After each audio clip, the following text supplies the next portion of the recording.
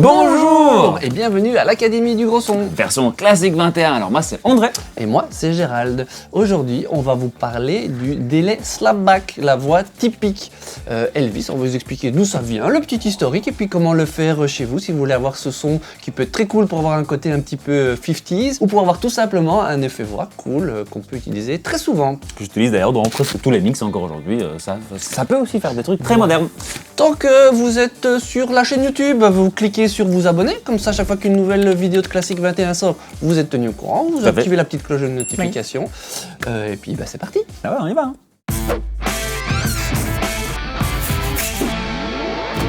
Alors, l'effet slapback, d'où ça vient? Eh bien, ça nous vient des années 50. Il y a un studio qui s'appelle le Sun Studio, qui est un studio mythique et qui existe toujours de nos jours. On peut, alors, ce qui est marrant, c'est que la journée, on peut le visiter, et le soir, vous pouvez enregistrer, toujours si vous voulez.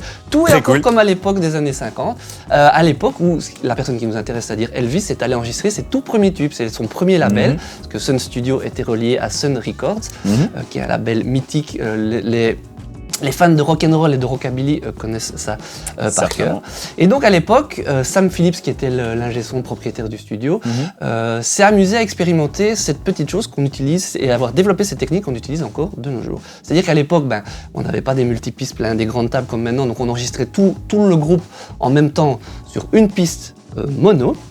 Et ce que lui a fait, c'est qu'il a mis sur bande, évidemment, à l'époque. Là, on est en 54, donc on est vraiment au début de ce qui est le rock, le rock'n'roll et ce genre de choses. Donc on enregistrait tout ça en mono sur une bande, et ce qu'il a fait, c'est qu'il s'est dit, tiens, je vais mettre un deuxième micro à notre cher ami Elvis, je vais envoyer ce son-là dans un autre enregistreur à bande, et qui va revenir dans mon enregistreur principal, mais avec un petit décalage, donc ce sera juste un seul écho, un délai qui donne cet effet classique. Après, André va vous montrer comment on le fait, nous, dans le monde moderne. Et donc, à partir de ce moment-là, il pouvait doser cet écho, mais ça se faisait au moment... Donc, on enregistrait, on mixait, tout se faisait en même temps. Donc, c'est-à-dire que si c'était foiré, s'il en mettait trop, on y allait avec ou il fallait recommencer. Exactement. Voilà. Donc ça, c'est vraiment d'où ça vient pour la petite histoire. Alors maintenant, dans le monde moderne, comment fait-on un petit écho slapback? Alors, donc aujourd'hui, on n'utilise plus un deuxième micro, une machine physique à bande qui du coup délaie un peu le son naturellement. Aujourd'hui, on va utiliser un délai, un effet dans notre programme de travail de son comme celui-ci ici devant moi, un DAW. Donc nous avons notre voix juste ici, en grand. Le morceau, pour ceux qui suivent un tout petit peu l'Académie du Gros Son, vous le connaissez, c'est notre hit interplanétaire de l'AGS, ça fait quelque chose comme ceci.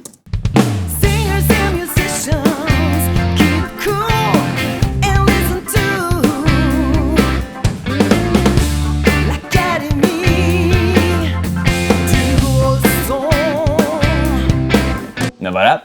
Et pour faire cette voix un peu plus à la Elvis Presley, on va mettre un délai comme celui ici. Ce qui est important dans un slapback, c'est que ce soit une seule répétition, single echo comme ici, que ce soit une version, une couleur tape, une couleur bande. Donc ici, dans ce plugin-là, j'ai plusieurs versions. Moi, j'aime bien la cheap tape, ça change un tout petit peu plus le son.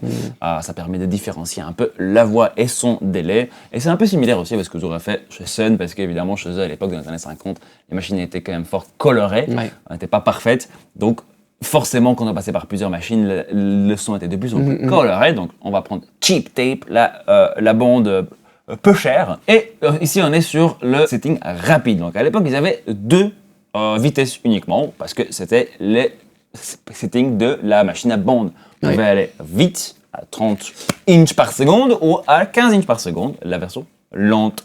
Et ici, on va écouter tout de suite la version rapide.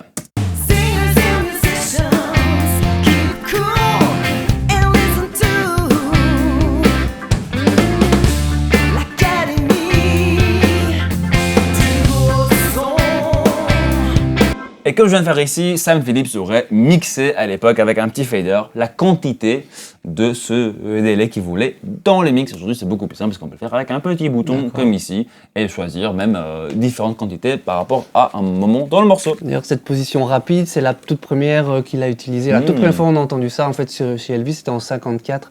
dans son... Alors un petit peu d'histoire. Ah ouais, sur le morceau Blue Mood of Kentucky, c'est la position rapide qu'ils ont utilisée quand c'était des morceaux un peu plus un peu plus speed, et quand c'est des choses un petit peu plus slow, des trucs un peu plus balades, ils allaient sur l'autre position, donc la plus lente. Qui est donc en 15 inches par seconde. C'est combien de tapes en fait passe par seconde devant les lecteurs de la bande. Et ça sonne un peu comme ça.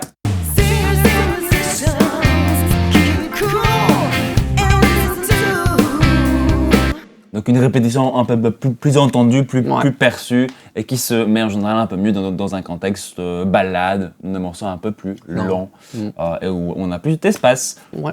Ah, ça fait un peu le tour de cette technique. Exactement, donc ça donne vraiment la voix typique Elvis. Après moi c'est une technique que j'utilise tous les jours, parce que quand on la dose de façon un petit peu plus subtile, on a plus d'effet Elvis, mais on a un côté naturel de pièce sans devoir utiliser d'espace autour, sans devoir utiliser une reverb ou quelque chose de trop massif. Donc c'est quelque chose que vous pouvez vraiment utiliser tous les jours, en effet particulier ou même en technique de mix plus subtile. J'adore, j'utilise ça encore dans tous les mix. C'est un de mes effets que je viens doser dans ma voix pour lui donner ce côté un peu plus large, plus intéressant, plus vivant. C'est vraiment sympa, et surtout on est tellement habitué à entendre ce son sur de la voix depuis plus de 70 ans que ça nous plaît beaucoup. Yes. Voilà, merci beaucoup pour ce temps que vous avez passé ici avec nous à apprendre tout sur le son. Et surtout, n'oubliez pas, ce qui est le plus important, c'est de faire de la musique. Et d'écouter Classique 21.